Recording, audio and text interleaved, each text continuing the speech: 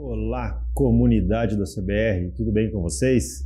Mais uma segunda-feira, mais um vídeo de notícias. Estou aqui conseguindo gravar o vídeo de notícias para vocês e estou muito contente com isso. O que você vai ver no vídeo de hoje? Muitas Cefaz entraram em problema semana passada, impressionante, parece que a bruxa estava solta, um monte de Cefaz com problema mesmo, né? E eu vou dar uma dica bem legal sobre isso, como que você pode melhorar o seu sistema com essa questão da Cefaz estar entrando em contingência constantemente. Nova tabela do IBPT. Então, sempre tem atualização dessa tabela do IBPT, ela corre com uma certa frequência, saiu a nova versão e já está lá disponível para download. Muitas atualizações no REINF, né? O REINF a gente sabe que ele tem um calendário de obrigação que inclusive vai começar essa semana e tem novas versões, 2.1, 2.1.2, e a CBR está correndo contra o tempo para conseguir implementar tudo, porque os prazos do REINF são coisas quase desumanas para a gente conseguir implementar, né? Algumas melhorias no CBR Monitor e na CBR Lib, então a gente vai ver aqui quais são elas, né? São produtos que a gente tem muito estratégicos, porque é a forma que a CBR consegue se expandir para outras linguagens. Então, Monitor e a Lib estão com algumas melhorias aqui que a gente vai falar nesse vídeo. E é lógico também a gente vai falar um pouquinho do dia da CBR que está chegando aí. Continua nesse vídeo.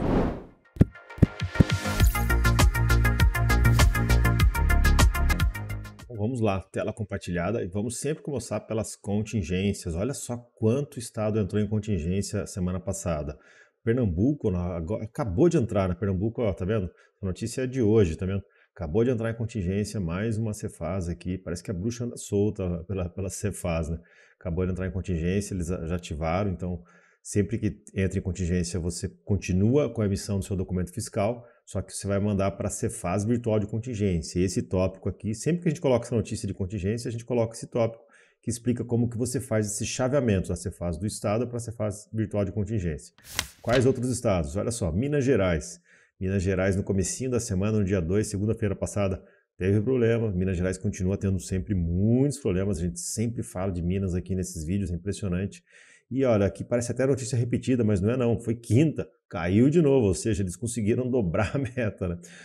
Caíram segunda e caíram na quinta, né? Então Minas sempre tendo muito problema com o servidor dele, mas pelo menos estão ativando a contingência, dá para você transmitir em contingência. Quais outros estados? São Paulo também teve muita instabilidade semana passada. E São Paulo fica mais em cima do muro ali, não reconhece muito. A gente consegue pegar que São Paulo está com problema quando muita gente começa a perguntar e pelo Down Detector, sempre dá esses picos aqui de gente relatando que está indisponível, né? Então, e também logo depois eles acabam abrindo a contingência para vendo que muita gente está com problema, né? Então aqui também dois dias eles tiveram problemas, ó, na quarta e na sexta-feira também São Paulo caiu por instabilidade, né? Então, ou eles estão fazendo alguma manutenção lá em São Paulo, ataque, não dá para saber. São Paulo nunca foi uma Cefaz instável, né? Mas faz tempo que a gente vem vendo essas questões de São Paulo tá caindo. Vamos lá, o que mais? Goiás também caiu. Falei que a bruxa estava solta semana passada, um monte de gente caindo aqui, né? Então, por isso, veja como é importante você saber, você ter esse recurso para ativar para contingência no seu programa. Imagina ainda se o seu software conseguir detectar que a Cefaz ficou offline, que está tomando erro, e de alguma forma ela já ir para a contingência. Talvez até não de forma muito automática, mas imagina você, do seu back-office, você ter um comando que você fala, eu quero que todos os clientes de Goiás vão para o servidor virtual de contingência. Imagina o quanto isso vai economizar de suporte, porque o que acontece? Quando um servidor desse cai, fatalmente todos os clientes daquela região vão ligar para você, vão falar, não, a nota não está passando. E você vai dar 500 vezes a mesma instrução para eles. Olha, entra aqui, configura ali, agora você vai para a contingência. Então imagina que legal se você tivesse um comando do seu software para enviar isso para todos os clientes, todos os seus terminais lá. Todo mundo aqui de Goiás vai para a contingência porque eu sei que lá está com problema. Isso ia te economizar um monte de suporte, né? Pensa aí, vai implementando. E outro estado que também teve problema, ó, Mato Grosso, também ativou a contingência na quinta-feira passada. Falei que era uma galera, né? Então pensa nesse recurso que você vai ver que vai ser muito estratégico e você vai economizar muito tempo de suporte. Seus clientes também vão ficar contentes porque o tempo de não emissão, ou seja, o tempo que eles ficam parados, diminui muito. Lógico que você deve deixar um aviso na tela, ó, estamos em contingência e continua emitindo. Beleza? Vamos para o próximo tópico? Publicada nova tabela do IBPT 23212. Aqui essas tabelas sempre ela tem uma vigência, o negócio aqui ela vale até 31/10, mas assim, é importante sempre lembrar, isso não significa que se você usar uma tabela que esteja desatualizada, que você vai ser multado, que está errado, que vai parar de funcionar alguma coisa. Não significa isso. Significa que pode ser que você esteja lá no final do cupom mostrando dados que não refletem muito a percentual de imposto atual. Por isso que o BPT põe em validade, porque a lei nossa tributária, a gente sabe que é muito complexa, muda bastante, sempre sai uma lei nova, sai alguma coisa nova, uma forma nova de calcular o imposto. Então, por isso que ele coloca essa validade. Mas se você não tiver como atualizar a tabela do cliente, continua com a tabela antiga, que isso não vai te trazer muitos problemas, a não ser que talvez você apurar o cálculo do imposto um pouco impreciso, né? Então, eles sempre colocam aqui no site deles esse comunicado quando sai uma tabela nova. A gente baixa a tabela aqui do site e sobe no nosso SVN nessa pasta aqui, ó, na pasta Trunk, exemplos, TCP e BPTEX tabela. A gente sempre tira a tabela anterior e coloca a nova aqui. A gente tem autorização da IBPT para fazer isso, que aqui facilita. Isso aqui é uma pasta, a gente acaba ficando nessa pasta, não é um caminho mais fácil de se encontrar, mas a gente está sempre atualizando aqui. O que eu sugiro você fazer? Você pegar esses arquivos, subir numa API sua e nos seus sistemas você baixa as tabelas lá a partir dessa API sua. O IBPT tem uma API? Tem. Você consegue usar aqui uma API dele para fazer consulta. Mas a gente tem muito relato que a API fica um pouco fora do ar, ou fica um pouco sobrecarregada, principalmente nessas atualizações. Então, como é um arquivo que não é nem tão grande, compensa você baixar ele para uma API sua e levar isso para o cliente numa próxima instalação, beleza? Então, dado o recado aqui, IBPT, nova atualização. Lembrando que a gente também já recebeu o IBPT no Papo Pro CBR umas 2 vezes, né? Para entender o trabalho deles. Eles não são do governo, eles são uma entidade sem fins lucrativos que resolveu peitar essa tarefa de calcular o imposto no Brasil por produto, né? Acho que só eles se lançaram esse mega desafio, né? Então é um trabalho voluntário que eles fazem, que serve para o Brasil inteiro, para software houses muito específico. Então, se você notar algum erro, se eles demorarem um pouquinho para atrasar a tabela, lembra um pouco disso.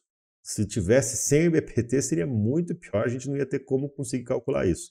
Então, compensa ajudar eles, eles estão com uma baita boa vontade, então compensa a gente, de repente, em vez de fazer uma crítica, de alguma forma tentar ajudar eles para que eles continuem fazendo esse trabalho de forma muito exemplar. Vamos para a próxima. Que o pessoal do Reinf comenta que eles agora só vão usar TLS 1.2, né? Eles comentam no comunicado aqui, eles falam que não vão aceitar mais conexões TLS 1.0 nem 1.1, só a 1.2 ou superior. Isso não põe medo na gente, porque todos os documentos fiscais hoje, nota fiscal eletrônica, CTE, todos eles já usam TLS 1.2. Então, todo mundo que emite documento eletrônico no Brasil já passou por essa atualização de biblioteca ou de certificados para usar esse tipo de criptografia que é bem mais segura. O SSL3, todas já foram quebradas. Então, por motivos de segurança, eles estão adotando esse nível de criptografia daí para cima, né, para as conexões. Então, para o CBR é bem tranquilo. Até nesse tópico aqui, o Alexandre de Paula ele coloca como que você configura. No CBR, isso aqui você não vai configurar no Windows, você vai configurar dentro do próprio CBR. Tem uma propriedade lá que você fala, eu quero usar TLS 1.2. Normalmente, essa propriedade aqui, se não me engano, ela vem com o LTAL. O LTAL ele vai tentar SSL3, depois ele vai tentar TLS 1, depois 1.0, ou seja, ele vai escalando até ele ver qual funcionou. Mas isso, para muitos servidores da Cefaz, isso não funciona. Assim que você tenta com o protocolo inválido, ele já derruba a sua conexão. Então, por isso que você tem que setar aqui nesse SSL-Type TLS 1.2. Não precise ir lá no Windows setar. Se você usa o Encrypt para usar 1.2, ou seja, se você está usando as bibliotecas do Windows para fazer essa criptografia, você tem que ter certeza que o seu Windows está plenamente atualizado. Um Windows 7 muito defasado, ele vai ter problemas em fazer a TLS 1.2. Se você usa OpenSSL, está resolvido. É só configurar aqui para TLS 1.2. O OpenSSL já tem isso de forma nativa. Vamos para a próxima? Vou comentar rapidamente aqui, tivemos algumas melhorias no monitor e na lib em relação às respostas que esses produtos dão aos usuários. Então, quem usa o monitor e a lib são pessoas que geralmente não usam o Delphi, né?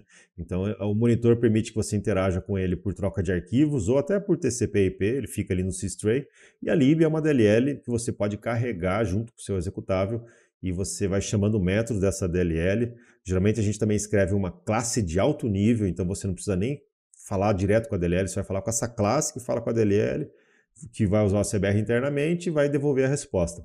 Então, a experiência de quem usa esses produtos é um pouco diferente do pessoal que usa Delphi, que vai ter lá propriedade, objeto, eventos. Aqui no Monitor e na Lib você não vai ter esse nível de detalhamento de interação com a CBR. Então, é muito importante quando vem esse feedback dos nossos usuários, dizendo assim, olha, é legal a Lib, eu gosto, mas, poxa, falta isso aqui na resposta dela para mim, o sistema ficar mais completo, eu tenho que fazer 2 consultas para chegar no que eu quero. Então, esses feedbacks que a comunidade nos dá são muito interessantes para a gente melhorar o produto. Então, aqui o Diego está comentando que agora na biblioteca da lib de NFSE, que é a nossa biblioteca que usa o componente NFSX para falar com mais de 300 cidades aqui que emitem NFSE, que agora ele está dando o patch, ou seja, qual o arquivo que foi gerado com aquela nota, né? Ele já devolvia todas as propriedades da nota emitida, o número e tal, mas agora ele está dando, inclusive, onde está o XML lá, para facilitar para você achar esse XML e carregar na sua aplicação, salvar no seu banco de dados, alguma coisa desse tipo, né?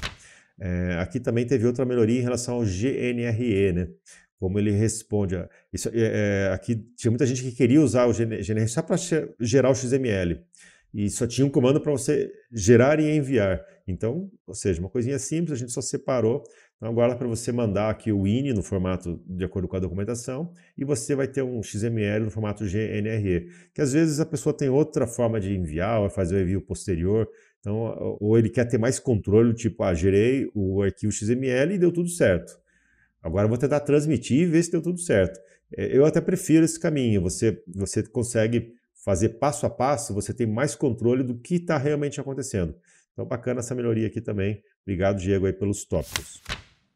Vamos olhar rapidamente aqui as notícias de tecnologia. Eu até não separei muitas essa semana aqui, mas essa aqui me chamou a atenção. Um sistema de prevenção da Cloudflare para DDoS, ele está sendo usado para causar ataques. Então a Cloudflare é pouco conhecida dos usuários comuns. Esse aqui é o site da Cloudflare. A gente usa Cloudflare aqui na CBR. O que a Cloudflare faz? Ela fica no meio do seu site, ou seja, quando você tenta acessar a CBR, primeiro você passa na Cloudflare, que analisa o tráfego ali, vê se aquela resposta que você está querendo já está em cache. Então ela faz isso, ela faz um cache de todo o seu sistema, o que agiliza muito a entrega, a velocidade do sistema. Ela também é capaz de verificar se o site está sob ataque, ou seja, se tem muita gente tentando fazer acessos indevidos, e ela consegue bloquear esses IPs para prevenir esses ataques. Então a Cloudflare é usada assim mundialmente por muita gente. A hora que a Cloudflare cai, a gente tem uma noção de que metade do mundo caiu porque a Cloudflare caiu. Mas os hackers aqui conseguiram achar uma maneira. Eles criam uma conta na Cloudflare, daí como eles estão no ambiente da Cloudflare, com isso eles conseguem ter mais acesso a outros servidores que também estão na Cloudflare. Só basta ele saber o IP, porque a Cloudflare acaba compartilhando. Ela tem uma conta gratuita que até funciona muito bem. A gente usou esse serviço gratuito durante muito tempo. Então, mas acho que, lógico, para baratear os custos, eles compartilham algumas coisas. Então, acho que essa parte de certificado que ela entrega aqui nesse ambiente gratuito, talvez não tenha tanta segurança assim. O fato é que o ataque começa por aí. O hacker cria uma conta na Cloudflare e, com isso, ele consegue mandar alguns comandos para os outros sites que estão lá. A gente ainda está estudando se isso aqui vai nos afetar ou não, já que a gente usa Cloudflare. A gente sabe que eles são super especialistas no que fazem, em prevenção, então provavelmente eles já vão mitigar isso aqui rapidamente, mas foi algo que chamou a atenção, ou seja, os caras são muito cara de pau. Vamos dar uma olhada nessa outra aqui. Ó. Pesquisadores alertam sobre 100 mil sistemas de controle industrial expostos online. Aqui ele está falando de como se fosse IoT, né? São sensores, switches, sinalizadores, coisas que estão ligados na internet de alguma forma, ou seja, eles permitem que você controle eles de forma remota e que provavelmente eles estão com autenticação padrão, o cara só instalou, não tirou a configuração de fábrica lá. Muitos roteadores de internet acabam tendo esse problema também, porque as pessoas instalam ele e não se preocupam muito se ele está seguro ou não, né? Na verdade, um usuário normal realmente não tem isso em mente, né? Não tem, ele acha, poxa, por que alguém vai querer entrar aqui no meu roteador, na minha casa? A gente não pensa muito nisso, né? Mas isso aqui me fez pensar o seguinte, será que a gente precisa realmente pôr tudo na internet, né? Por exemplo, hoje tem máquina de lavar, ar-condicionado, tem um monte de coisa. Bacaninha, você fala para Alexa, Alexa, liga tal coisa. Mas eu acho que o benefício que isso gera e o risco que isso traz, porque uma hora vão achar uma porta de entrada para o cara estar controlando aquilo, ou queimar seu aparelho, ou ligar alguma câmera que está ali nele, né? Então, assim, não sei se hoje, se a gente realmente precisa plugar tudo na internet dessa maneira, assim, ter todo esse controle de tudo conectado, remoto, eu sou um pouco avesso a isso, acho que eu tô ficando velho.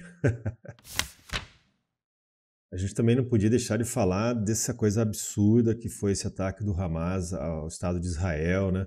Matando mais de 600, já estão falando de 700 pessoas ali, civis, né, que estavam num festival se divertindo, não estavam fazendo nada de errado. Daqui a pouco chega um monte de louco lá e fuzila, sequestra, estupra. Horrível, horrível, totalmente horrível isso daqui. Muita força aí para o povo de Israel. A gente sabe que eles têm um poder bélico muito, muito grande. O próprio Estados Unidos, o mundo mesmo todo. Acho que ninguém em sã consciência vai, a não ser o Irã, vai ficar do lado do Hamas nisso daí, né? Eu tenho muita dificuldade de entender como as pessoas conseguem ter tanto ódio no coração a ponto de ficar esperando a vida inteira um momento desse para cometer uma atitude suicida. Provavelmente esse pessoal que invadiu lá provavelmente agora está sendo morto, sabe que ia acontecer isso. Mas assim, tem que ser movido muito ódio, tem muita dificuldade de compreender isso, né? E vamos ver os desfechos do próximos capítulos mais essa tragédia humanitária, né? Vamos dar uma olhada aqui no nosso calendário, né? Temos um feriado dia 12 aqui, Nossa Senhora Aparecida, o Dia das Crianças, né? Da quinta-feira. Muita gente já vai emendar a sexta aqui. Então a gente vai ter Papo Pro amanhã e tem essa obrigação fiscal aqui entrando bem na sexta do Reinf, né? A gente vai falar um pouquinho sobre essas coisas aqui. Vamos lá? Bom, na terça, amanhã, às 10 horas, vamos receber o Gabriel Baltazar. Ele é desenvolvedor sênior lá da TOTVS e usa Delphi, né, nos sistemas lá que ele trabalha. E ele teve na Embarcadero Conference com uma palestra que eu achei muito bacana, genial, na verdade, a palestra dele. Muito simples, né? Ele ensinou guias de como escrever código limpo, de como escrever um código bem escrito, as regras, as métricas, o que deve ser feito, o que deve ser evitado, né? Ou seja, um guia de estilo de escrita de código. Eu acho isso muito, mas muito importante. A gente recebe algumas contribuições aqui no ACBR que o código está todo indentado errado, está cheio de coisas confusas. E se a gente põe aquilo para dentro, o ACBR tem quase todo ele tem o mesmo estilo, né? A gente tenta seguir esses guias de estilo na maioria sempre que possível, né? Eu acho que quando a gente começou a desenvolver o ACBR muito lá atrás, a gente não tinha muita noção disso, não dava tanta importância. Hoje eu vejo como isso é importante, né? A gente sempre tenta usar todo mundo aqui o mesmo estilo. A própria IDE te ajuda, se você pressionar Ctrl D na sua IDE, ele vai fazer a formatação do código-fonte seguindo esses estilos aqui. Mas na hora de dar nome de variável, de dar nome de procedures, tudo isso conta também, né? Então essa palestra dele foi muito legal porque ele abordou exatamente isso e foi falando exatamente o que deve ser feito e o que deve ser evitado. Então no Papo Pro amanhã a gente vai ter um repeteco dessa palestra que eu achei muito interessante lá na Embarcadero Conference. Esse aqui é o LinkedIn do Gabriel Baltazar, né? Quem quiser conhecer um pouquinho mais sobre ele, segue ele aqui no LinkedIn. Como a gente falou ali na sexta, né, logo depois do feriado, tem essa exigência aqui, ó, início da exigência da versão 2.1.1 do layout do Reinf. Reinf está vindo com um monte de mudança rápido, eles põem uns prazos ultra apertados para serem cumpridos e são mudanças às vezes enormes de um layout para outro, né? Até o 2.1 tinha que ser de 2 para 3, porque às vezes eles quebram tudo, né? Às vezes eles resolvem mudar a forma que vai ser comunicar todo o web service. Então, são mudanças pesadas, difíceis de serem implementadas aqui do lado da CBR. Inclusive, agora, até se você clicar aqui no calendário e nesse tópico, você vai cair para cá. E aqui você tem as datas certinho, né? Dizendo, dá para ver que ela tinha uma obrigação, mas depois eles postergaram, né? Aqui o prazo foi prorrogado. Mas olha, já tem uma versão 2.1.2 dos layouts, ou seja, é, a gente já tem o Reinf aqui com os registros, os eventos, tudo da 2.1.2, ou seja, já vai ter outra mudança para ser implementada, logo mais já vai ter outra obrigação para ser seguida num prazo bem próximo aqui. Ó, se a gente olhar aqui, esse aqui é o Reinf, né? Vamos lá, desde o começo aqui, ó.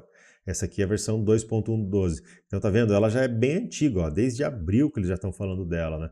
E essa aqui que deu um baita trabalhão pra gente fazer, eles mudaram muita coisa para fazer, mas se eu não me engano, tá tudo aqui, se a gente acompanhar os posts aqui do Rubinho, tá tudo aqui os esquemas, as mudanças, tá tudo no SVN. A CBR Lib também já está atualizada, a CBR Monitor também já está atualizado. Então, se você precisa atender o Reinf, certifique-se que você está com a última versão dos fontes, ou da Lib, ou do monitor. Foi atualizado bem recentemente. Então, baixei faz um mês. Não, você tem que baixar hoje. Aí talvez sim você tenha o produto pronto para que tem todas essas mudanças aqui. Foi bem recentemente que a gente conseguiu concluir tudo isso e subir para SVN e compilar a Lib e monitor. Beleza? Para fechar essa edição do vídeo, a gente não podia terminar de outra forma falando do dia do ACBR. Está chegando, é dia 10 de novembro, mês que vem. Então, dá tempo. Olha aqui, embaixo da minha câmera, tá aqui tem um chat que é a Fran. A Fran é a nossa consultora especializada aqui no dia da CBR. Ela sabe tudo sobre o evento. Então, se você tem dúvida de como chegar, se é próximo do aeroporto, quanto vai custar um Uber para ir do aeroporto até lá, se tem hotel ainda que dá para fazer locação, se tem desconto, né? Lógico que tem. Então conversa com a Fran, ela está aqui só para falar do evento. Então ela está alocada nesse momento aqui no CBR para tirar todas as dúvidas do pessoal que está vindo. A gente já está com um bom público, mas a gente quer bater um recorde dos recordes do público do dia da CBR. É em São Paulo, é muito fácil de chegar no lugar, tem estacionamento no lugar. A grade de palestras está fantástica, a gente tem conteúdo não só para desenvolvedores, mas também para o dono da empresa. A gente tem muitos palestrantes aqui, o pessoal do Código Fonte TV, que tem um canal aqui com mais de 600 mil seguidores, ou seja, os palestrantes vão ser bem diferentes de tudo que você já viu até agora em eventos de tecnologia, né? Então a gente está preparando um dia da CBR com muito carinho, estamos gastando muito esforço, muita energia nossa para fazer o melhor evento do dia da CBR de todos os tempos, né? E daí ano que vem a gente tenta repetir a marca ou talvez superar ela, né? Mas está aqui, já está a grade de palestras, está toda aqui. Você consegue ver ou se programar até para ver qual palestra você vai ver. As palestras têm um intervalo maior entre elas, tem meia hora de intervalo de uma palestra para outra. Por que isso? Um para você se posicionar melhor de uma mudança de palestra para outra para você visitar os stands, porque a gente tem muitos patrocinadores. Olha só isso daqui, ó. Até no vídeo ali que mostra, é uma planta 3D, lógico, uma maquete, né? Mas a gente vai ter 25 expositores, né? Então aqui tá os logos deles, né? Então, por exemplo, tem todo mundo que já fechou com a gente, vai entrar mais alguns expositores, a gente já vai subir aqui no site também. Todas essas empresas aqui têm propostas interessantes para parceria da sua software house. Todas elas têm algo que pode te acrescentar, pode te fazer economizar tempo, pode fazer economizar dinheiro, pode trazer um novo negócio para o seu segmento. Então a gente quer muito que você circule, que você bata um papo com eles. Bater um papo não custa nada, não precisa fechar negócio lá. Mas assim, para você conhecer isso, mudou a questão da software house. Isso aqui é a planta 3D dos stands que a gente vão ser padronizados no evento, né? Então a gente está preparando um evento muito legal, muito pensando no nosso público, que é a software house, que é a empresa de software, que é o desenvolvedor, o que ele espera ver, que tipo de negócio que ele vai lá. A gente quer muito que você fale assim, olha, puta, eu fui no dia da CBR, encontrei tal coisa, ouvi tal palestra e isso fez meu 2024 voar. É isso, exatamente isso que a gente quer. Então é um evento para você ir com todo o seu time, para você levar seus devs também, para eles voltarem encantados, já ficarem programando como vai ser a próxima do ano que vem, né? A gente quer ser o grande encontro da nossa comunidade. Pessoal, era isso que a gente tinha para o vídeo de hoje. A gente agradece demais a atenção de vocês. Estamos conseguindo fazer toda segunda um videozinho de notícias, né? Obrigado pessoal aí que curte o vídeo, que gosta. Compartilha, por favor, com seus amigos nas redes sociais. Faz a gente aumentar um pouquinho a nossa exposição aqui no nosso canal no YouTube, né? E obrigado, uma ótima semana de trabalhos para todos vocês. Feriadão na quinta, semana mais curta. Vamos lá!